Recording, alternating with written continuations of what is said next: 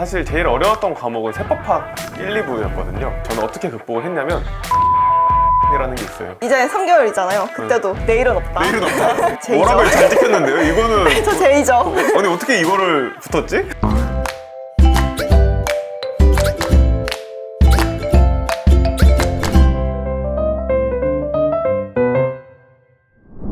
저는 군대를 8시에 출근을 해서 8시, 9시쯤 퇴근을 하게 되면 10시부터 1시 정도까지 공부를 했거든요.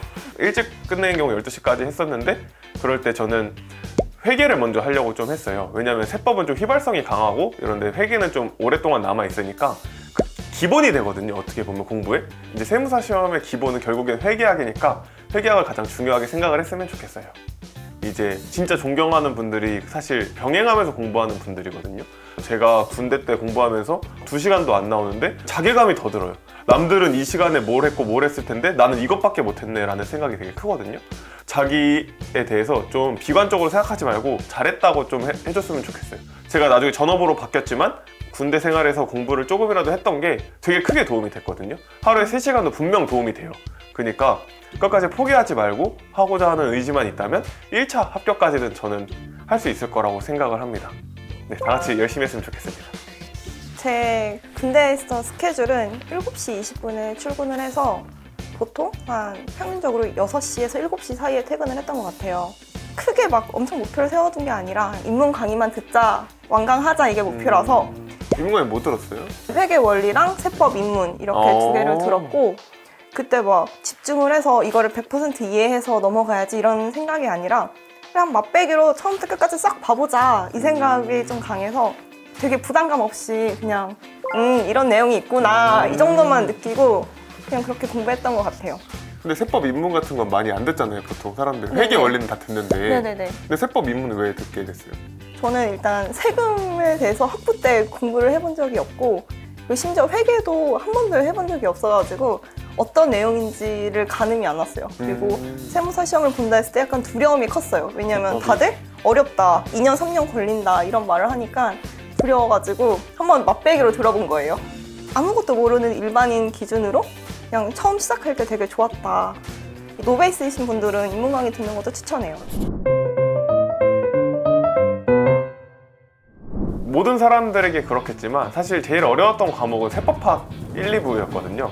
세법학 1, 2부는 우리가 1차 때는 아예 접해보지 못하다가 2차 때 갑자기 접하는 과목이어서 공부 시간이 3개월밖에 없었고 그리고 그 공부에 대해서 답을 많이 풀어보지도 않고 연습을 많이 안 해봐서 사실 내가 이 답이 맞나, 이 공부를 하는 방법이 맞는지에 대한 고민도 할 시간 없이 3개월 동안 몰아치기만 해야 돼서 되게 심적으로 힘들었어요. 근데 결국에 뭐 합격을 해서 너무 다행이지만 그 당시에 저는 어떻게 극복을 했냐면 GS 모의고사반이라는 게 있어요. 이거는 모든 학원에 다 있는데 내가 매주 가서 주말 토요일마다 아니면 일요일마다 가서 한번 논술을 써보는 거예요. 직원분들이 채점을 해서 내가 어느 부분은 틀렸고 어느 부분은 맞았고 이런 것들을 피드백을 주시거든요. 10번의 GS 모의고사반이 있었는데 10번을 다 나갔어요. 저랑 같이 했던 친구는 너무 힘들어서 중간에 7번, 6번밖에 못 나갔었는데 보통 다 지쳐서 많이 쓰러지고 나가 떨어지거든요. 내가 잘 모르니까 안 간다는 사람도 많아요. 그래도 아무리 몰라도 끝까지 가는 게 좋거든요. 그 등수가 중요한 게 아니라 그쵸, 연습하는. 채점을 하면서 내가 이걸 틀렸구나, 내가 이걸 놓쳤구나 하면서 답을 쓰는데 자신감이 생겨요. 그 시험 문제를 풀 때도 시험 당일에도 이렇게 써나가면 되겠구나라는 나만의 기준점이 잡히니까 그 동차 모의고사는 꼭 들었으면 좋겠어요.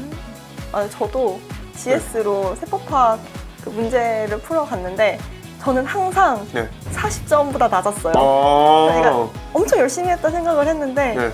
매번 40점보다 낮게 나오니까 꽈락이었네요? 꽈락이었죠. 네. 그러니까 되게 자신감이 상실하는 거예요. 힘들었어요. 근데 끝까지 가는 게 진짜 중요한 거 맞는 것 같아요. 맞아요.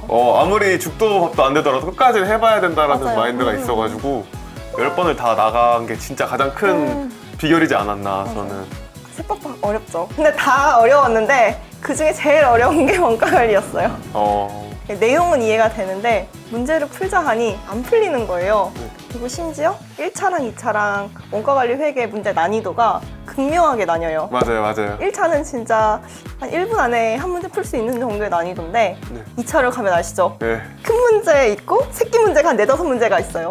근데 이게 연결이 되어 있어서 1번이 틀리면 2, 3, 4번이 다 틀리는 그런 구조예요. 그러니까 제발 잘 풀어야지 했는데 항상 저는 재무회계는 다 맞는데 원가 관리에서 다 틀리는 거예요. 그래서 문제가 있다 싶어가지고 아침마다 5문제씩 풀었어요.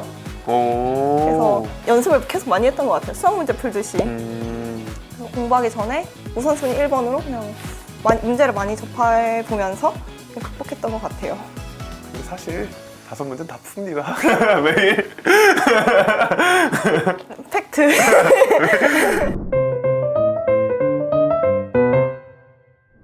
시험 막 두세 달 남기 전까지는 딱 8시간만 했어요. 8시간만? 네, 7시에 기상해서 8시에 스터디 카페에서 공부하고 오전 4시간, 오후 4시간 한 다음에 한 오후 8시 정도 되면은 운동을 1시간 하고 9시부터 좀 쉬다가 10시, 11시에 잤어요. 와. 저 진짜 제이죠. 워라밸 잘 지켰는데요? 이거는. 저 제이죠. 아니, 어떻게 이거를 붙었지? 아니, 저는 근데 두세 달 남기 전에는 네.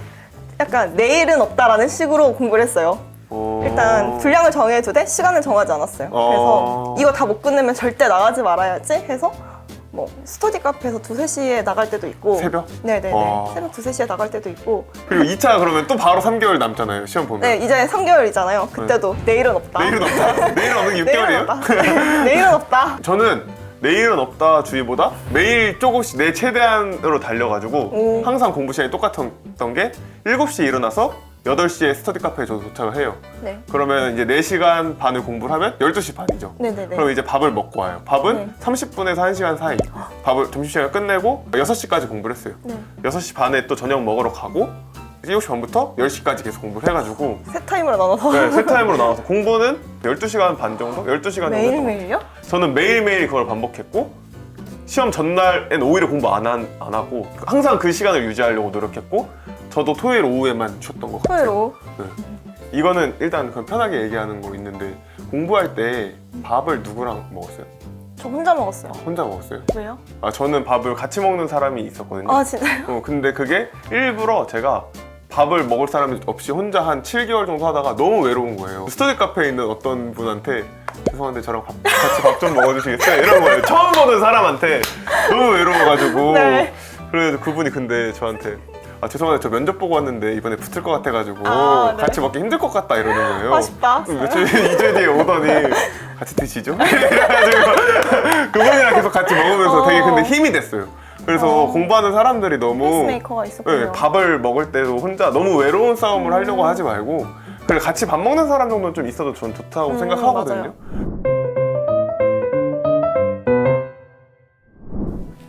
제가 합격하고 제일 많이 받은 질문이 어느 정도 기간을 투입해서 공부를 했냐라는 질문인데 아마 이 질문에는 공부를 하면서 2, 3년 흐를까 봐 걱정이 돼서 하신 질문 같아요.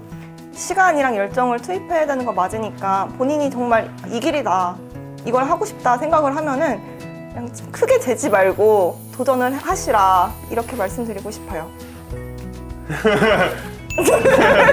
이러면 저는 이제 수험생활 하면서 가장 저한테 도움이 됐던 거는 전효진 변호사라고 해가지고 동기부여 영상이 20분짜리가 있어요. 그냥 그 사람이 저한테 했던 말은 그냥 엄청 열심히 했던 것 뿐이다. 너무나도 공부가 하기 싫었는데 그게 정상이다. 이렇게 얘기를 하면서 이제 수험생활을 단거리 달리기로 묘사를 하더라고요. 자기의 수험생활 1년을 어떻게 단거리 달리기라고 묘사를 할까 이런 게 되게 신기했는데 끝나고 나니까 좀 결국에는 내가 숨 딱 참고 주위 거 포기하고 어느 정도 앞에만 보고 달려야 되는 게 있는데 그거를 지속적으로 끌고 가지 못해서 포기하는 것보다는 내가 하루를 채우면 다음 날이 채워지고 다음 날이 채워지고 이렇게 하다 보면 결국에 시험 날이 다가오거든요. 힘들지 않은 사람은 정말 없어요, 공부할 때.